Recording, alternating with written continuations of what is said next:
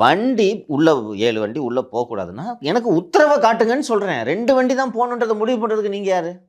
இப்போ அங்கே ஒரு போக்குவரத்துக்கு இடையூறு இருக்குது, இல்லைங்க இத்தனை வண்டி போக முடியாது, இடம் பத்தாது அங்கே, அது மாதிரி ஏதாவது இருந்தால் பரவாயில்ல. இத்தனை வண்டி போகக்கூடாதுன்னா நீங்கள் யாருங்க முடிவு பண்ணுறதுக்கு? அனுமதி வாங்கி நடந்து என்ன சட்டவிரோத கூட்டமா அது? இல்லை. அப்போ நான் வண்டியை விட மாட்டேன்னு சொன்ன உடனே நான் இல்லைன்னா நடந்து போகிறேங்க, நான் இதில் எஃப்ஐஆரில் இதை தான் போட்டிருக்காங்க, நான் இல்லைன்னா மறியலில் உட்காருவேன். இது என்ன தவறு இருக்குது இதில்?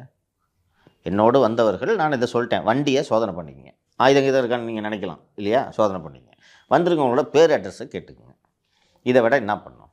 இல்லைன்னா நாங்கள் நடந்து போகிறோம், இல்லைன்னா ரோட்டில் உட்காருவேன் சார்னு சொன்னேன். நான் இங்கே இந்த சப் இன்ஸ்பெக்டர் இவர்கிட்ட சொன்ன மாதிரி பண்ணியிருக்காரு. காஞ்சிபுரம் எஸ்பி சண்முகத்துக்கிட்ட ஃபோனில் சொன்னேன், ஜிஎஸ்எம் கால் தான். இதில் எங்கேயுமே அவரை கொண்டு வரல பார்த்தீங்களா? கொண்டு வரல. காஞ்சிபுரம் எஸ்பி சண்முகம் சார்கிட்ட நான் ஜிஎஸ்எம் காலில் பேசினேன், உளவுத்துறை இதை பதிவு செய்து வச்சிருக்கேன். அவரை கம்ப்ளைண்ட் கொடுக்க வைக்க வேண்டியதானே? இன்னொன்று அவர் அனுமதிச்ச பிறகு தான் நீங்கள் போகிறீங்க. அனுமதிச்ச பிறகு தான் போகிறேன். அதனால் முடிஞ்சதை பார்த்துக்கோ போ